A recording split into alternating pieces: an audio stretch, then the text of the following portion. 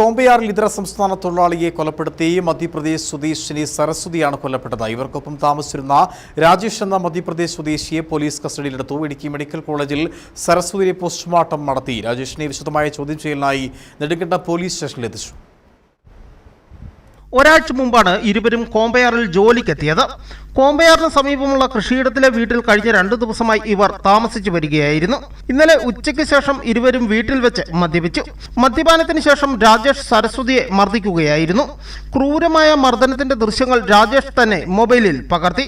ദൃശ്യങ്ങൾ അടങ്ങിയ mobile police പിടിച്ചെടുത്തിട്ടുണ്ട്.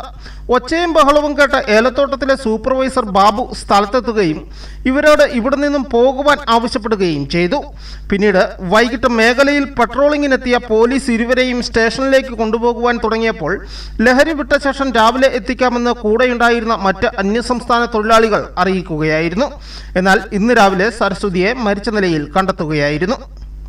പ്രതിയായ രാജേഷിനും സരസ്വതിക്കും മധ്യപ്രദേശിൽ വേറെ കുടുംബങ്ങൾ ഉള്ളതാണ്. ബന്ധുക്കൾ എന്ന നിലയിലാണ് ഇരുവരും ഇടുക്കിയിലെത്തിയത്. ഫോറൻസിക് വിദഗ്ധരും ഡോഗ് സ്ക്വാഡും സ്ഥലത്തെത്തി പരിശോധന നടത്തി. ഇൻക്വസ്റ്റ് പൂർത്തിയാക്കിയ മൃതദേഹം പോസ്റ്റ്മോർട്ടത്തിനായി ഇടുക്കി മെഡിക്കൽ കോളേജിലേക്ക് മാറ്റി. രാജേഷ് പോലീസ് കസ്റ്റഡിയിലാണ്.